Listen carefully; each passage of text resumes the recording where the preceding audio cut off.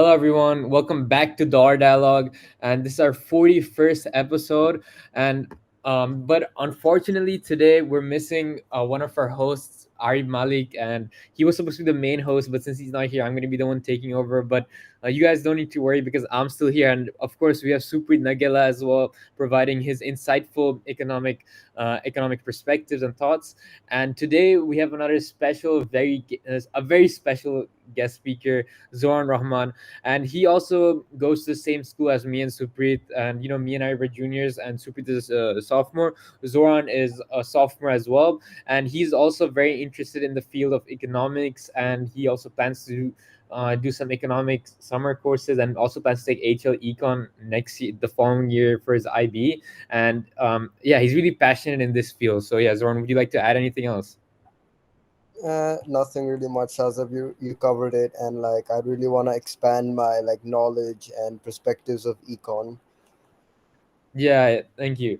So I think to start it off in about this interesting episode, we're talking about three very interesting and powerful people. So to just break it down, we could first look at Leopoldo Galtieri and his economic legacy first. So to kick things off, in Argentina in the early 1980s, it was a country spiraling into chaos under the grip of a brutal military dictatorship.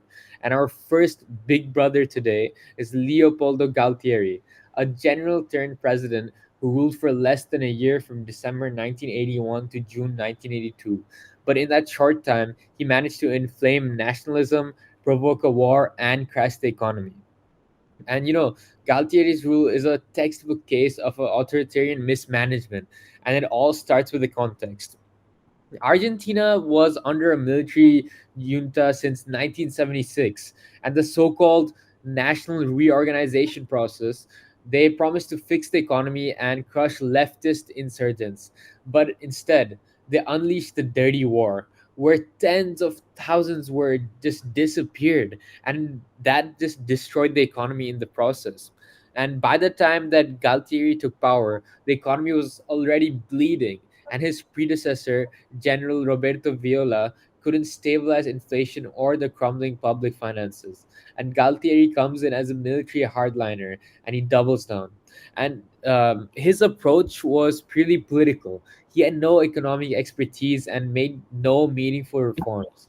And inflation was above 100%, and unemployment was rising, and real wages were collapsing. But instead of dealing with the mess, he turned to something else, which is war. And the Falklands War, or the Malvinas War, which some people call, depends on who you ask.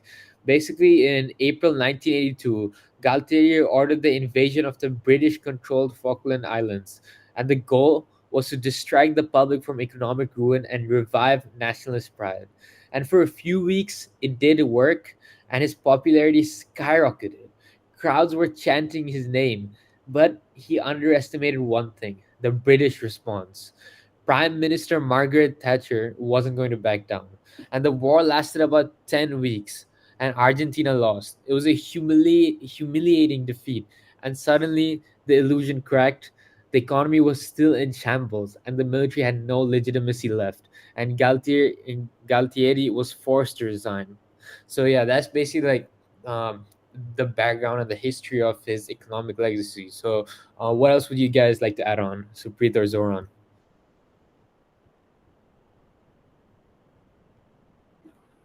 Nothing really.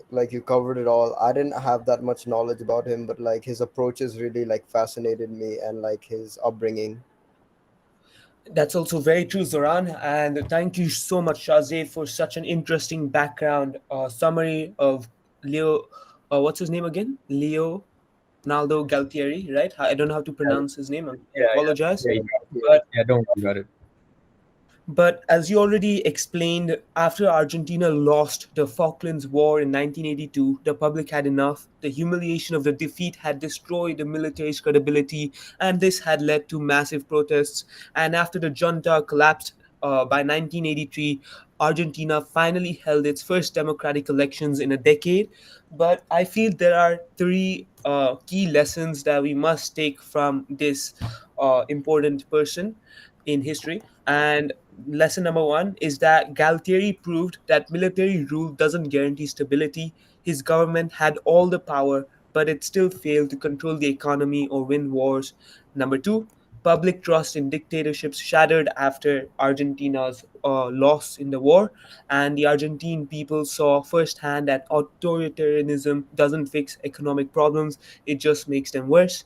And finally, his downfall also set a precedent since military rulers across Latin America saw Argentina shift and realized that holding power without economic success meant eventual collapse.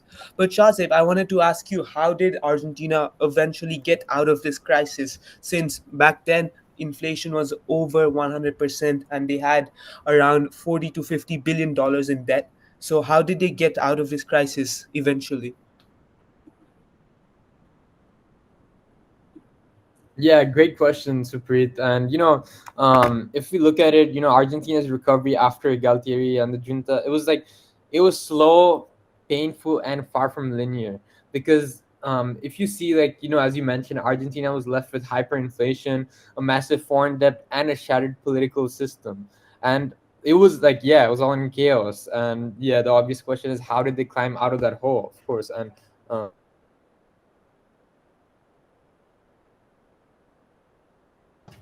oh yeah, sorry. I'd say that first of all, in 1983, they returned to democracy. Like Argentina held free elections, ending 7 years of military dictatorship. But economically, things still remained chaotic. Right, Supreet, as you had mentioned, inflation was rampant, and Argentina still owed billions in foreign debt. And another thing is, like, by 1989, inflation spiraled out of control, hitting over 3,000%, and food riots broke out, and uh, Alfonsine resigned early.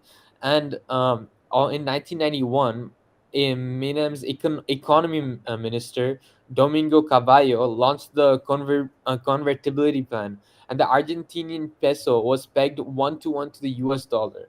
And this tamed inflation dramatically, dropping from thousands of percent to single digits within a year.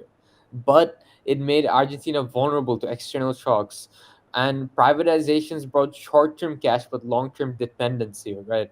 And by the late 1990s, growth stalled again. So in short, Argentina didn't walk a clean road out of crisis. It went from dictatorship to democracy, and through hyperinflation, then they tried neoliberalism, and then defaulted, and finally rebounded thanks to exports and unorthodox economic policies. So yeah, it wasn't really smooth, and it did take a while, but at the end, due to exports and everything, they did kind of escape that hole. So would you guys want to add anything um on our first big brother? Do you get on Galtieri? Do you guys have anything else to add? Me personally, I don't really think so. I believe we have covered a lot of him. Zoran, is there anything you would like to add? Nah, it's just like it was basically mostly covered, like how like the transition from like how like his rule, how we talked about it leading to um the it ending the Estado Novo and like bringing democracy to Portugal. That Um, was oh no, we're talking about Like he ruled Argentina, not Portugal. Yeah. oh Our next okay, wait. person is Antonio Salazar, and Shazib, I would request that you give us a background summary of this guy. Yeah, yeah, sure. Supreet, I'll give a background summary of this guy, but just to like concisely, I just want to do an economic breakdown under Galtieri very briefly, if you're okay with that. So Most basically, definitely, that would be very useful. yeah. So basically just looking at it, economic legacy with the numbers, like if you look at the inflation, near 130% by 1982, which is a product of years of overspending and under taxation and monetary chaos. And the foreign debt reached over $40 billion, up from just $8 billion in 1976. And the junta had borrowed heavily to stabilize the peso, but it only deepened Argentina's dependency on foreign capital. And if you look at the GDP, it contracted significantly during and after Galtieri's rule. and industrial production declined, and the informal economy boomed. And if you look at the currency itself, the peso devalued drastically, destroying savings and killing investor confidence. So if we so to summarize, the another important thing which we can't forget is that the junta's obsession with privatization and deregulation without real safeguards, leading to capital flight. Wealthy Argentinians sent their money abroad and state institutions hollowed out. Plus, the war cost about $2 billion, worsening the fiscal deficit. Meanwhile, wages were frozen and poverty increased, and all this in a country that was once among the wealthiest in the southern hemisphere. So now moving on to Antonio Salazar. And so who was he? He was basically the prime minister of Portugal from 1932 to 1968, though he effectively ruled as a dictator. And an economics professor, he was also an economics professor who actually turned into an authoritarian leader. And he also founded the Estado Novo, which translated to new state, and it was basically a corporate, conservative, and Catholic authoritarian regime. So, if you look at his economic vision, Salazar's priority was stability over growth. He balanced the budget, paid off foreign debt, and kept inflation low. He rejected industrial modernization, foreign investment, and liberal capitalism, fearing that they'd lead to moral decay or political instability. And Portugal's economy was run through state controlled syndicates, neither capitalist nor socialist, and trade unions were banned. Worker and employer interests were merged into corporate bodies to avoid class conflict. And the system looked orderly, but it stifled innovation, competition, and productivity. And he also spent vast resources maintaining Portugal's empire in Africa. Like basically he wanted to be a hegemonic power. Like a hegemonic power is basically a nation who likes to roam around and have their power and influence on other nations. And at that time, Portugal had their influence and power in some African nations such as Angola and Mozambique, and also in some areas in Asia, in for example in Timor. And these colonies basically drained money, manpower, and global goodwill, especially during the rise of decolonization. And if you look at the economic impact, Portugal remained one of the poorest countries in Western Europe. Low literacy, rural poverty, and minimal infrastructure. The GDP per capita stagnated while neighbors like Spain, France, and Italy grew rapidly. And the regime avoided crisis but also avoided progress as well. So, what else would you guys like to add on, Supreet or Zoran?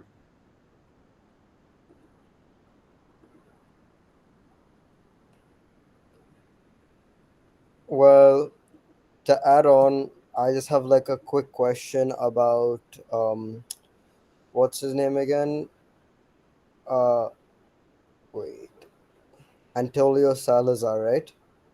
So Yeah. when like the transition of like from his rule to like how it ending the Estado Novo and bringing democracy to Portugal, we covered that, right? Yeah. Could I just have a quick question? Like, how did his like? Could you like explain one more time like how his strict policies like led to economic stability and like technological progress in Portugal again? Like, just a quick summary. Oh, like about his strict policies. Yeah. So I Yeah. think the policy was he bal like he wanted to avoid foreign debt and minimal public spending as well, because he had a fear of inflation and borrowing, and he didn't want any long-term dependency. And the outcome of it was short-term economic stability, because Portugal had low inflation and low national debt compared to other southern European countries. But if you look, it had long-term stagnation as well, because there was no investment in infrastructure, industry, or human capital. And economic growth in Portugal was extremely slow, and Portugal basically fell behind its neighbors. Whereas, like, while Spain and Italy were undergoing rapid modernization, Portugal was stuck in a pre-industrial economy. Okay. That's all. I just had a question, but you basically covered most of everything else. Supreet? Yes, I would love to add on. So, As Shahzaib already underscored, Salabar's resistance to foreign investment deeply augmented Portugal's stagnation, and this was very saddening since other European nations industrialized and modernized. And as a result, the Portugal was also deeply affected. Roads were poorly developed, and there was minimum trade and economic expansion. Ports and railways lagged behind those of other European nations, and education and workforce development were neglected. And this caused Portugal's economy to remain largely agrarian well into the 20th century. And this raised a critical question whether Salazar's obsession with financial discipline prevented Portugal from achieving its full potential. And I definitely do believe so. His policies may have ensured short term stability, but at the cost of growth, Portugal was left behind, struggling to catch up long after his regime ended, and the potential that Portugal had was obviously lost due to no foreign investment. So, after decades of economic isolation and stagnation, how did Portugal exactly turn things around? Well, the transformation didn't happen overnight. It began with a pivotal moment in 1974 with the Carnation Revolution, and I believe Shazim might have already explained this. It was a peaceful military coup, and this ended nearly 50 years of authoritarian rule. And with the fall of Salazar's economic policies, Portugal eventually joined the European Economic Community in 1986 and now the European Union. And this was a game changer. It opened Portugal up to massive foreign investment, which helped modernize infrastructure. It gave access to EU development funds that improved roads, railways, and public services. And a shift from an agrarian economy to an industrial and service based one was deeply impactful, making it one of the fastest growing economies in Europe between 1990 and early 2000s. But of course, economic recovery isn't always smooth, since in 2008 the financial crisis hit Portugal hard, which exposed some weaknesses in its economic model, particularly high public debt. And Salazar's most hated and the thing he was very scared of, which is public debt, eventually did catch up in 2008, which caused a financial crisis. So I guess you could say his policies kind of were true, but that was only in the short term, while in the long term, his policies deeply impacted Portugal's economy. And today, Portugal is a modern European economy with strong industries, and the transformation from Salazar's isolated economy to a competitive growth global player is a proof of how economic policies and international cooperation can shape a nation's fate. Yeah, Supreet, that was very well said and insightful. And I think, just to add on, I just had a question out of curiosity, and maybe Zoran, you can answer this. So Zoran, do you think that Salazar's obsession with stability and austerity was a necessary evil for Portugal at the time, or did it ultimately hold the country back from becoming a modern European economy? I think it like you can look at the good and the bad. Like it's like this policies may have been strict. However, like even though it was like really controlling about like their like social like their social mobility and like the industrialization and like the wages being like somewhat cut, I feel like the economic growth can is also attributed to that, and that like helped push the country forward. And like from like what happened with like him falling, helping push Portugal to a democracy was like also like could kind of be attributed to him, because like it showed the country like it's like he paved the way for the country to like move forward. You know what I'm trying to say?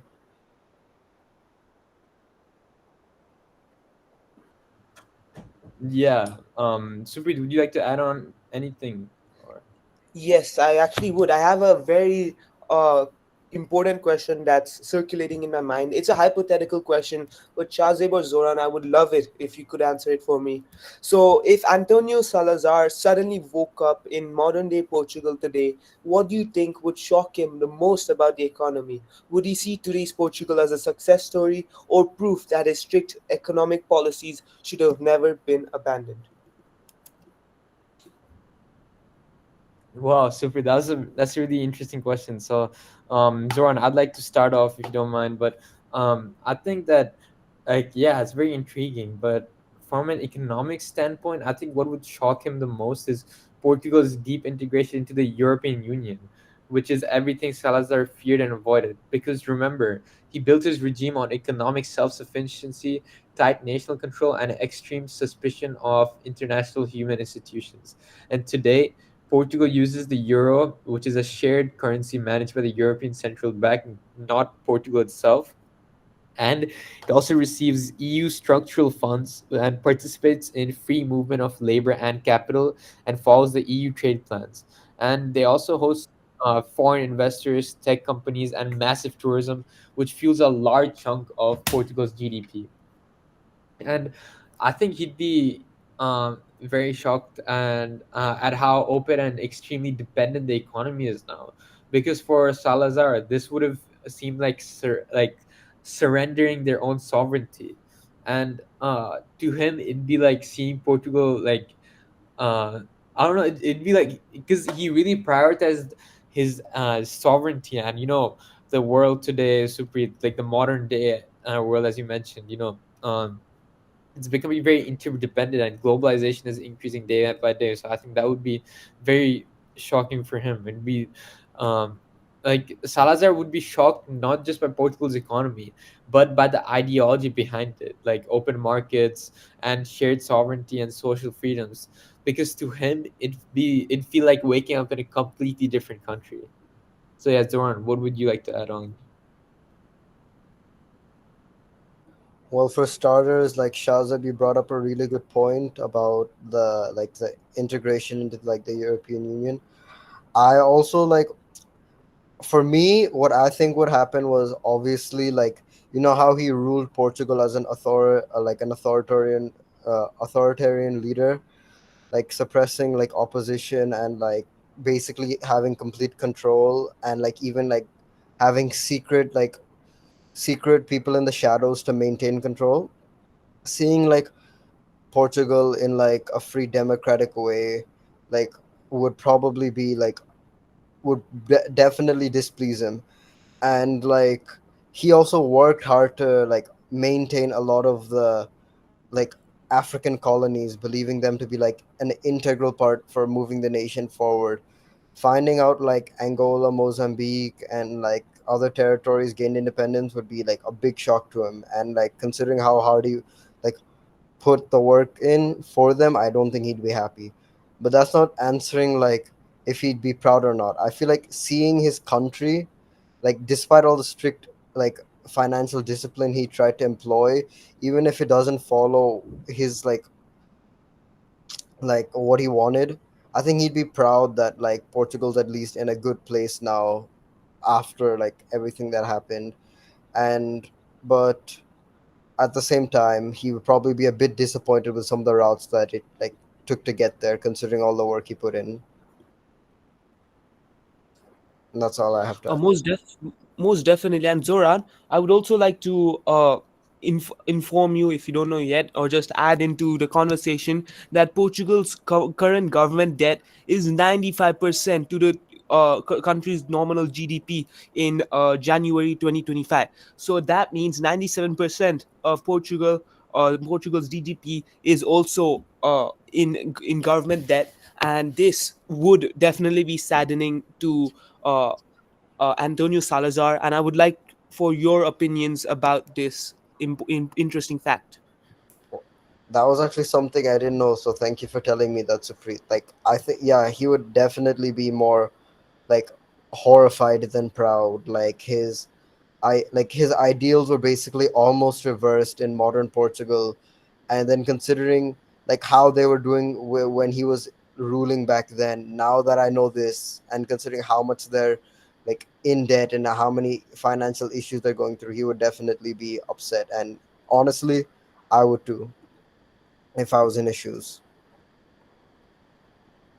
Yeah, and I think Salazar, his rule was really interesting, and it was like really different. Like comparing it to like today's modern day of how leaders rule. Like we already mentioned before, globalization and complex interdependence is being like more normalized and day by day. And because of this, I had another interesting question, which Zoran you could answer, or maybe Supreet you could also chime in. So basically, do you think Salazar's obsession with keeping Portugal isolated economically was more about protecting national identity, or was it just fear of losing control? So, what do you guys think?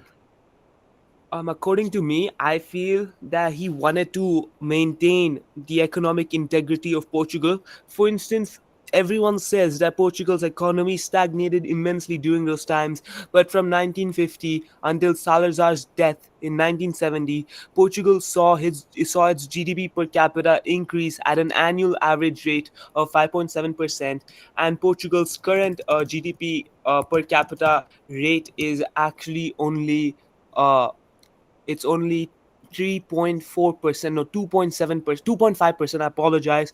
And back then, if the economy was really stagnating, then why was the increase of GDP per capita at 5.7%, while now, where the economy is supposed to be considered as a great growth filled country, the economy is only 2.5% as the growth rate. So I would feel that Antonio Salazar definitely had some plans, uh, and his basic understanding of the economy, and wanted to maintain the economic integrity of Portugal by neglecting foreign investment. Yeah, that pretty Oh, much covers what I was also thinking, Supreet. So I Zoran. don't have much to add. Oh, okay, okay. So I think like to do an economic breakdown um of his rule, like basically if we just look at Portugal then versus now, like if we look at, like, for example, the public debt to GDP during Salazar's era, it was like 22 to 30%, whereas now modern day Portugal it's about 107%, and he believed borrowing was a path to foreign control. And today Portugal runs deficits and uses debt for stimulus and infrastructure investment, which is like standard EU macro policy. And if you look at the unemployment rate, back in Salazar's era, it was, back then we didn't have as much statistics, so it was kind of unclear back then, because it was untracked. Whereas now, though, today the unemployment rate is about 6 to 7% as of 2023. And also we could also look at the average monthly wage, which was back then, it was extremely low. It was like $30 to $50 a month, whereas today, um, the average monthly wage apparently is $1,200 per month. And Salazar kept wages artificially low to maintain budget control and limit consumption. And today, wages have increased, but it still trails Western Europe, leading to a brain drain of young workers migrating abroad. And brain drain, for those who don't know, is basically when the young students of your nation leaves the state for better economic or job opportunities. And I also recently watched a very interesting video in Mr. Banks's class on brain drain and how it has impacted India a lot. And it was just really interesting. Sorry for getting off topic, but yeah. And so getting back to the topic that we're discussing on Salazar, like comparing Salazar's era and modern day Portugal is very distinct and interesting. So, Supreet, would you like to add anything to that? Most definitely. I feel that I have a very interesting question for either Zoran or Shahzaib. But after the impact of the 2008 financial crisis, which was caused by the very high debt ratio, what steps should Portugal now take to lower its GDP to debt ratio and strengthen its economy in the long run with respect to Salazar's policies and perspectives?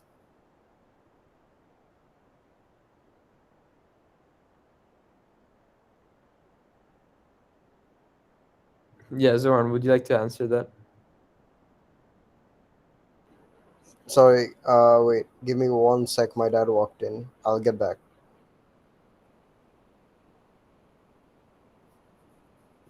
Okay, so I can kind of answer that. So basically, like the 2008 financial crisis and Portugal's subsequent sovereign debt crisis in 2011 exposed the major vulnerabilities in the country's economy, like heavy public debt, overreliance on low productivity sectors, and weak competitiveness.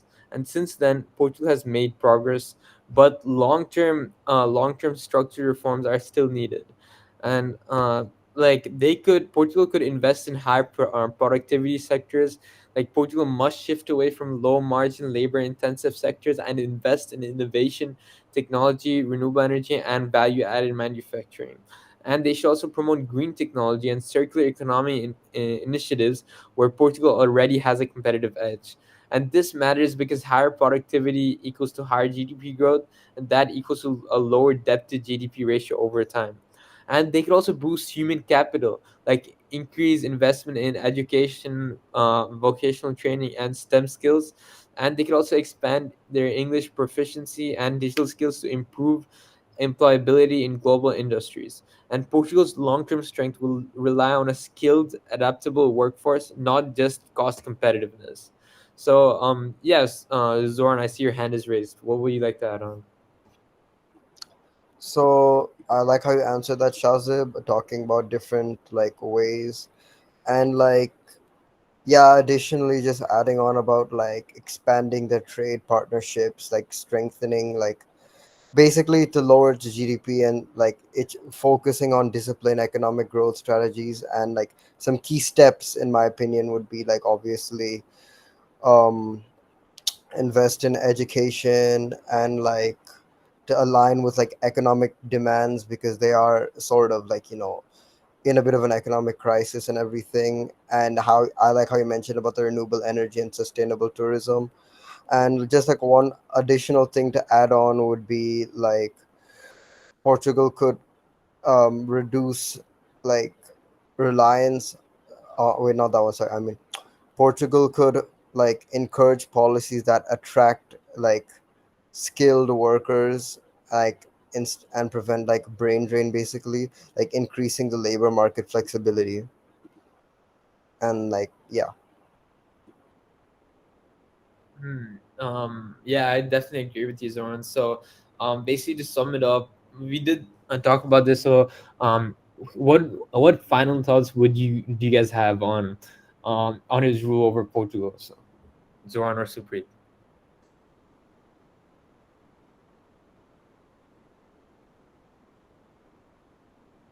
Nothing really on my part. Like, I feel like we've covered most of it. So yeah.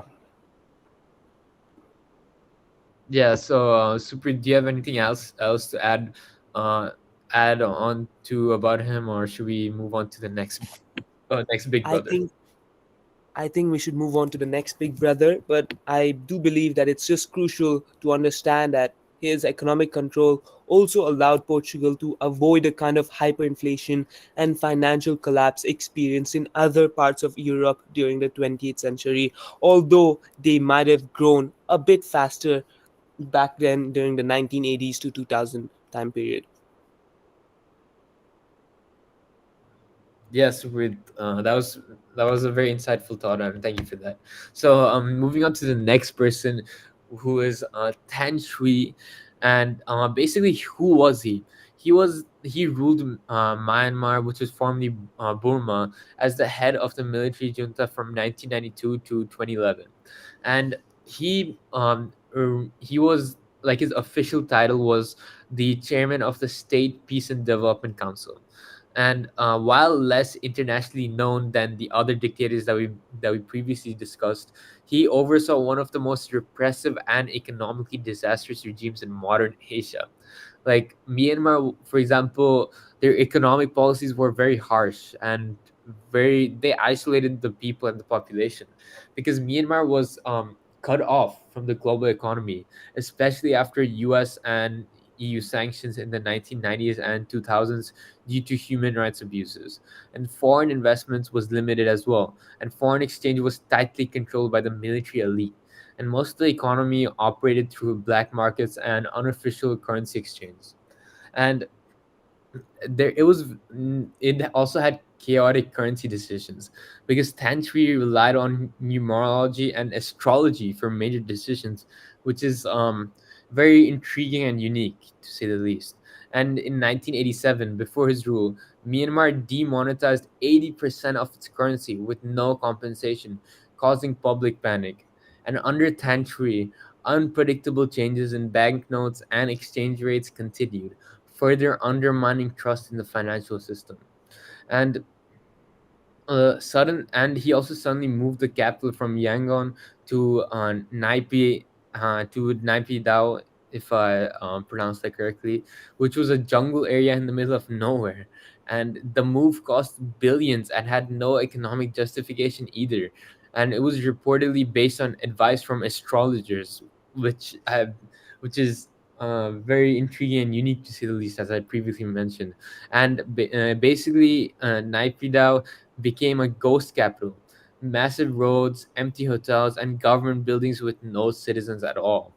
And Than Shwe's regime brutally suppressed dissent, most notably during the Saffron Revolution in 2007, and when monks led to protests against rising fuel prices.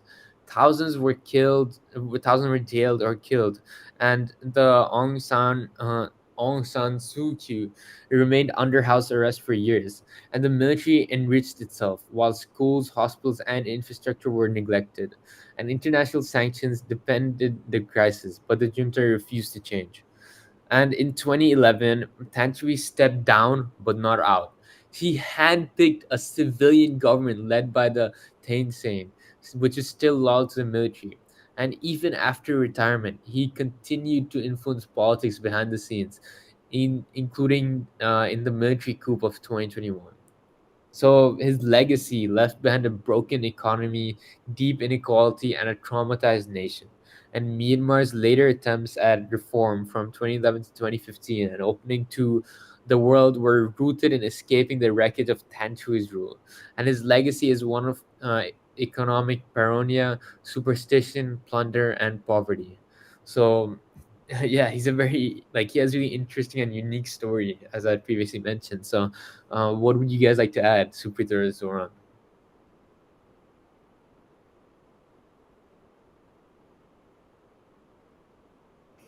Okay, so I'll start off by talking about a few missed opportunities.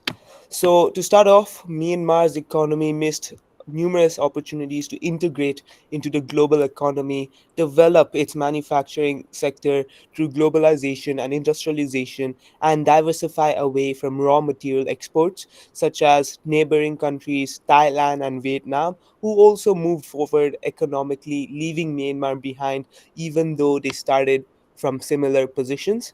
And in addition, I would also uh, like to interject that had a very Myanmar was very rich in natural resources such as oil, gas, timber, and gems. However, Than Shwe's regime misused these resources by prioritizing military spending and internal control rather than investing in sustainable development or infrastructure.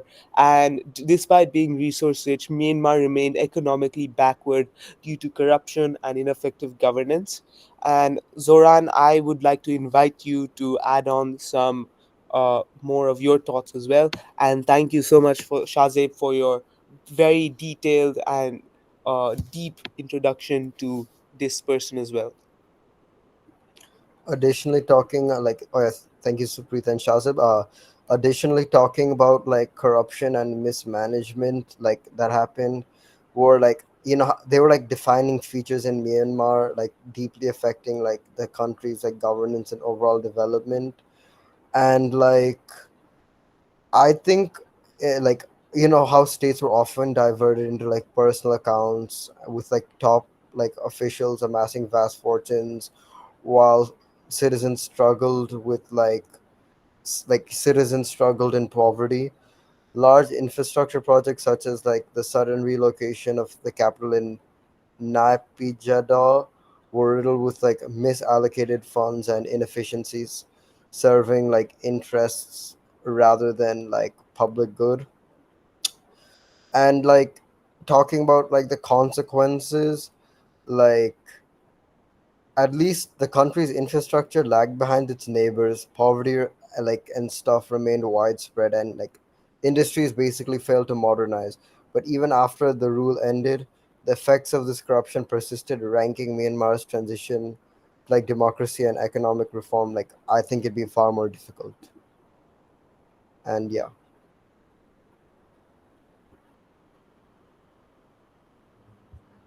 Um, yeah, so Than Shwe wasn't just reclusive; he was superstitious to a surreal level, because he reportedly made key economic and military decisions based on astrology, fortune tellers, and numerology. And we can talk about some interesting facts, because in 2005, he, like I mentioned, he moved the capital from Yangon to Naypyidaw, and there was no warning, no public reason, just boom, it was done. And rumor has it that he ordered the move because his astrologer warned that Yangon was vulnerable to cosmic misalignment and foreign invasion.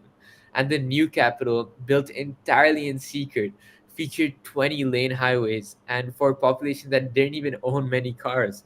And government employees were forced to move, and many lived in military monitored housing blocks. And today, Naypyidaw is one of the world's eeriest capitals, gleaming buildings, massive empty roads, and a strange ghost town vibe. And it's like North Korea met Sim City, but forgot to add the actual people. So yeah, what else would you guys like to add, Zorn or Supreet, on this? Yes, Shahzaib, that was such an insightful discussion introduced by you. However, I would also like to question something very important. How did Dan's authoritarian rule and policies of isolation and military control contribute to the rise of armed groups like the Arakan Army, and how have these factors influenced the ongoing civil war and instability in Myanmar today? Shahzeb Well, or Zoran. Shazam. Oh yeah, thank you, um, Zoran. Please do answer.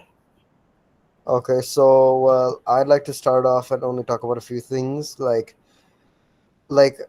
it la- a key factor in the rise of armed groups like the Arkan army and ongoing conflict in the country were like due to Than Shwe's like authoritarian rule, his policies and military like and political isolation, coupled with like repression of like ethnic minorities and his opposition movements, created like an environment for like ethnic based armed groups.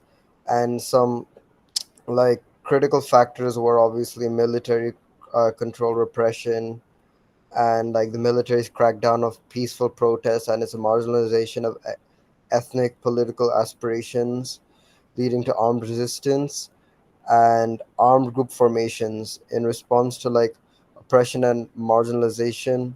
Like ethnic groups began to like form strength, like the Arkan army, founded in 2009, was one such group, and like it kept advocating for rights and self-determination for the for the people. And in general, his like I think the marginalization for like the ethnic groups laid like foundation for armed groups like the Arkan army, and like the isolationist policies and refusal like formed like helped form significant rules in Myanmar's ongoing civil war and instability. And yeah, that's all I have to say. Yeah, Supreet, you'd asked a very interesting question. I think to answer this, I'd say um, Than Shwe's junta basically ruled with extreme centralization, dominated by the Burman ethnic majority and the ethnic minorities, including the Rakhine, Shan, Kachin, Karn, and others, were excluded from power, denied cultural autonomy, and heavily militarized. And his regime used the military to crush any form of dissent, political, religious, or ethnic. And countries isolate like policies which like isolated the citizens and militarized the economy meant that there was no real investment in ethnic border regions, no infrastructure, education, nor jobs. Meanwhile, the military and its cronies exploited ethnic regions for timber, jade, and natural gas with little benefit to the locals. And Supreet, also the fact that Than Shwe banned independent media, crushed civil society, and criminalized dissent was like this created a vacuum for peaceful resistance. So ethnic grievances had no voice in parliament or public debate, and groups like the Arakan army stepped in to fill that void, offering not just armed resistance but also parallel governance in some areas. So talking about this, I also had like a question to ask you guys, either Supreet or um Zoran, you could also answer. So uh, do you guys think that Tan Shui ever cared about economic development, or was his goal purely survival and power retention at all costs?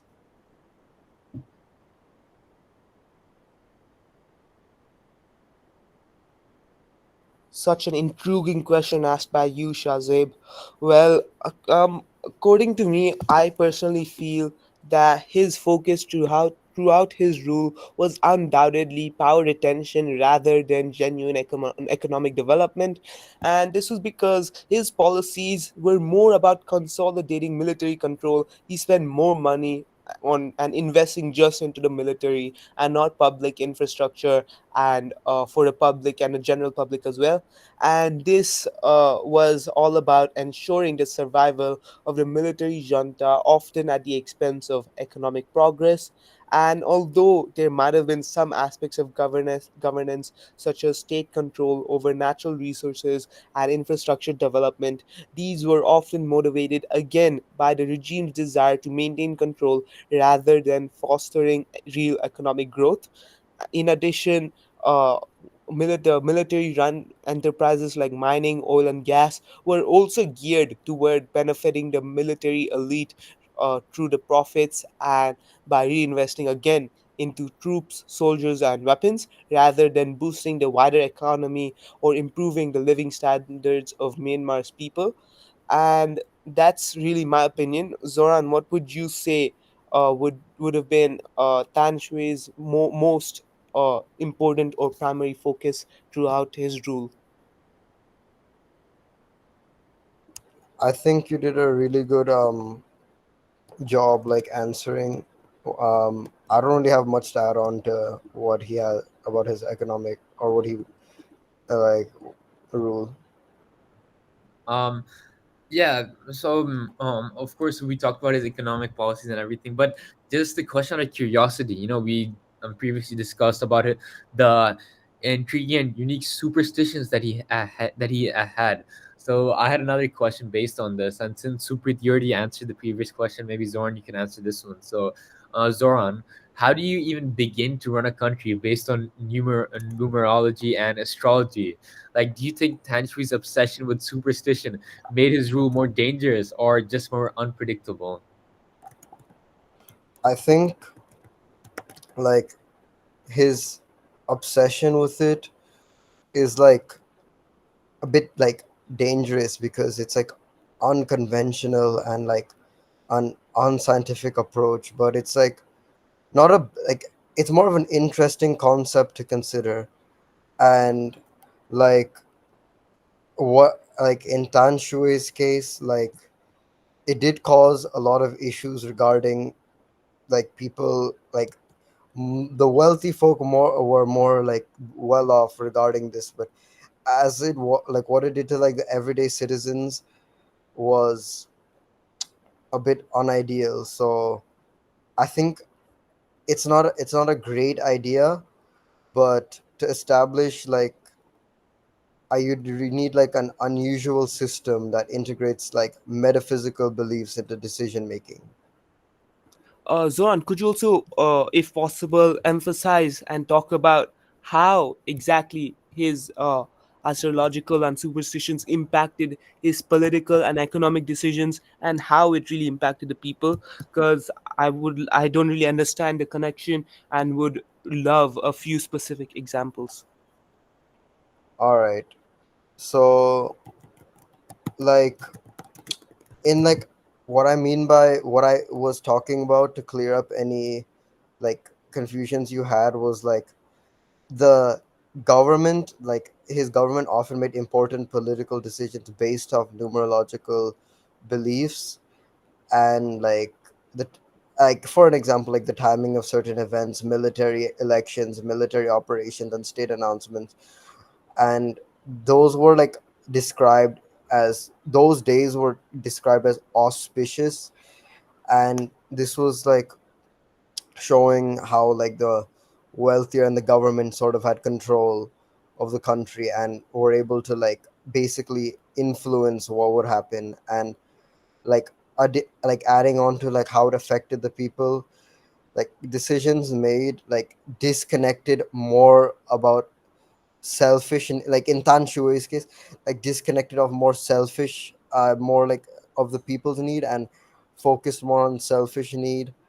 And like this, like the trust in the government, like the citizens felt their leaders were more focused on like superstitions rather than focusing on practical problems. Like for example, if an election was scheduled on a date like numerologists deemed auspicious coincided with like a national crisis, the timing might have been like perceived as irrational, creating like frustration and confusion among the population. And like one other thing, like leading to some economic consequences, like in his case, like the use of numerology, like particularly involving those of infrastructure and trade.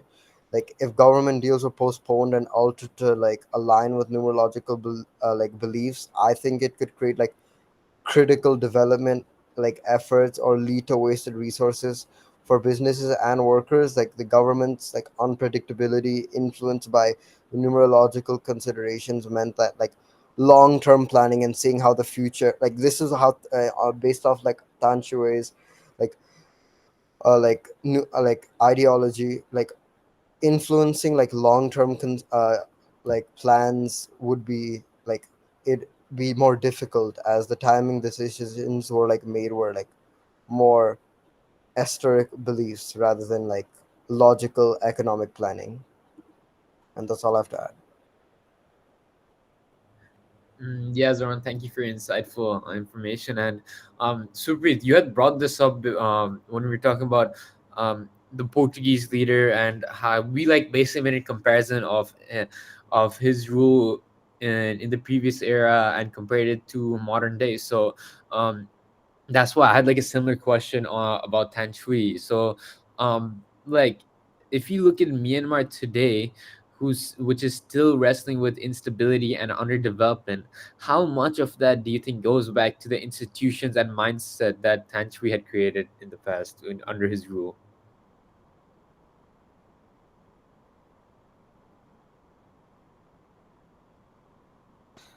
Well, this is actually a very interesting question as well. Um, According to me, I would say that the ongoing instability in Myanmar today is largely traced back to the institutions and mindset that Than Shwe cultivated during his rule.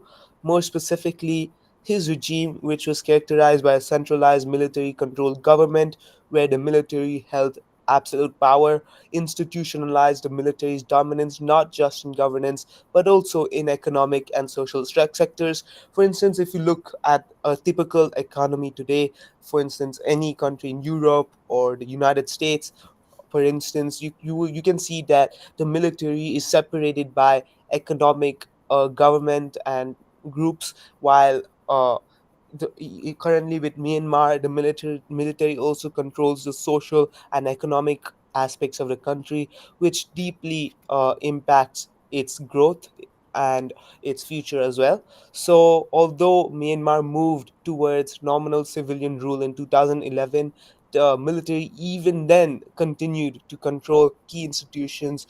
And I would like to ask Zoran or you, Shahzaib, how Myanmar must continue henceforth try to possibly take down the military and properly grow the economy for everyone, including the common man. Yeah, it's a very interesting question, Supreet, and I'd love to answer that. But Zoran, would you like to answer that first, and then I'd add on after you? Sorry, Supreet, could you repeat the question again? I didn't catch it. Yes, how should Myanmar move from henceforth and try to reduce military power and let the people actually control the economy and the social aspects of the country? Okay, that's a good question, Supreet. So, um, so in terms of moving forward, like it needs a more like for a more democratic and like peaceful future. Like after years of military rule, there first of all they could like pursue diplomacies and sanctions, like international pressures, like global actors, the United Nations, the European Union could like apply diplomatic pressure on militaries in Myanmar's junta to like reduce its control over the government. Sanctions targeting like military officials and companies owned by the military could be intensified to weaken like the military's like financial power, like targeting individuals with power basically. And like support from international partners such as the US and ASEAN should work to provide like military like UN like help provide Myanmar's pro-democracy movements and ensure peaceful protesters are not subjected to violence. This can also help the military that their grip on power is not sustainable.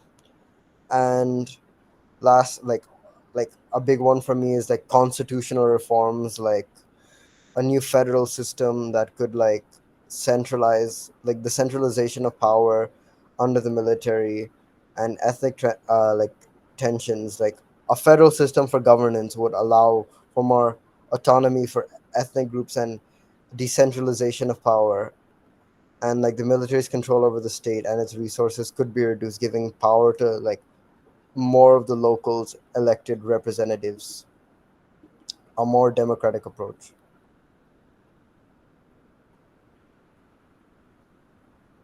Yeah. Yeah, is Supreet here? Hello, Supreet. Okay, Supreet is not here, but uh, let me just give him a quick message. One sec. Yeah. Supreet, Supreet, Supreet, Supreet.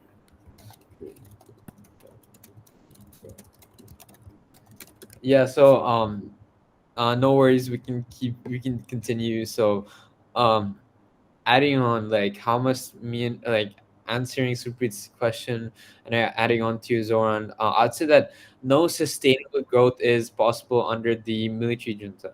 Myanmar must return to democratic governance with the separation of powers, civilian control over the military, and the protection of civil liberties and human rights. And the political stability is the foundation of investor confidence, international aid, and long-term planning. And some people say that economic growth is allergic to coups and conflicts. And like today, Myanmar is home to over 135 ethnic groups, yet most economic development has favored the Burman majority. And to build peace and prosperity, I believe that they should create a federal system that gives ethnic regions um ethnic regions autonomy and a share of resource revenue.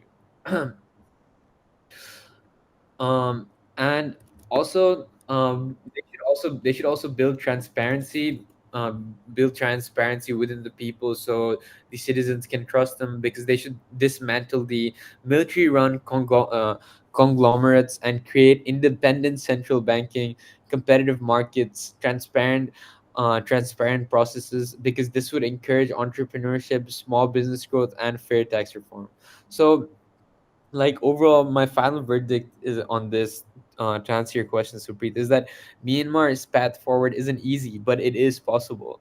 And the country, country must combine peace and political reforms, ethnic inclusion, and a global re-engagement.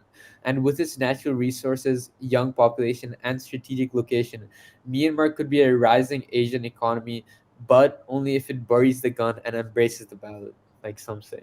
So, do you guys have anything else to add on, or do you think we should wrap the episode up and move on to the conclusion?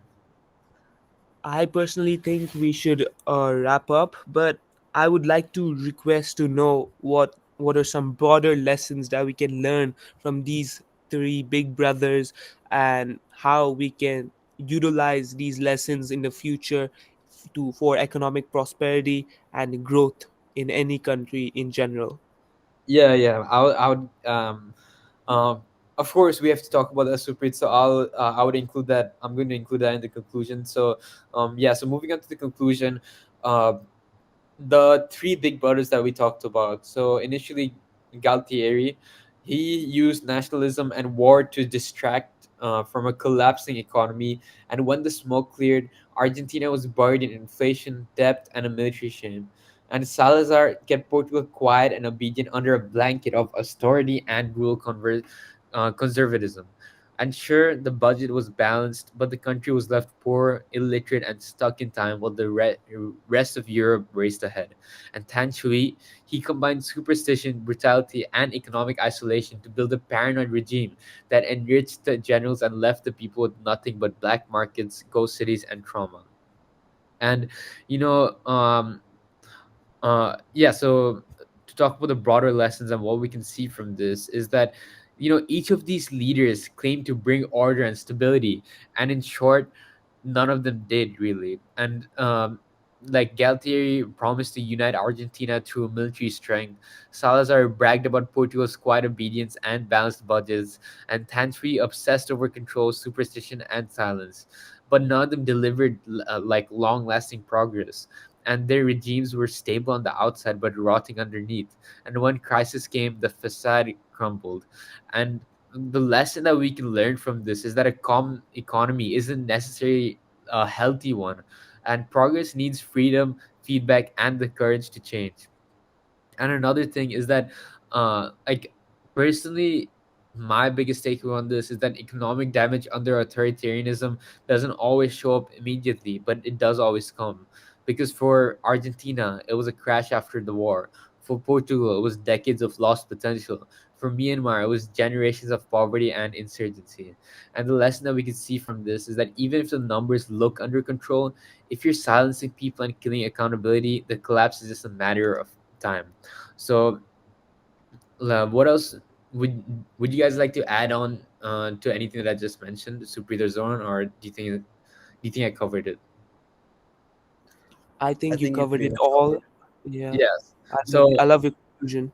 thank you, Supreet. So, like, just to do a final reflection, I'd say that, so whether it's 20th century Portugal, 1980s Argentina, or post-colonial Myanmar, the story is the same. Authoritarian control might win the short-term power game, but it loses the long-term economic war. And maybe that's the lesson we need to remember most today. As more governments around the world flirt with strongman politics, it's not just about who controls the state; it's about whether the people can shape their own future. So would you guys agree with me that? Would you guys agree with that? Yeah. I agree with you. I concur with your previously spoken statements. Thank you for your agreement. So that's the episode for today. Thank you guys for watching. And personally, I had a very interesting conversation with Supreet and our guest speaker Zohan, and I personally learned a lot, and it was a very insightful experience for me personally. So, Zohan, would you like to add on, like, have any last concluding statements before we wrap this up? No, actually, like I really like didn't I when I went into this podcast, I had like a fascination with economics, but my knowledge of it wasn't that broad. But like researching like famous figures that like had their had like an approach to like how they affected the country's like economy was really like insightful in my opinion, and like it was like a really good learning opportunity for me. And like thanks for having me on the podcast. Like it was fun. It was like nice to learn about these kinds of things, and hopefully I can contribute more discussions in the future in of HL Econ. All right, thank you, Supreet, and thank you to the audience for watching. And that's the episode for today.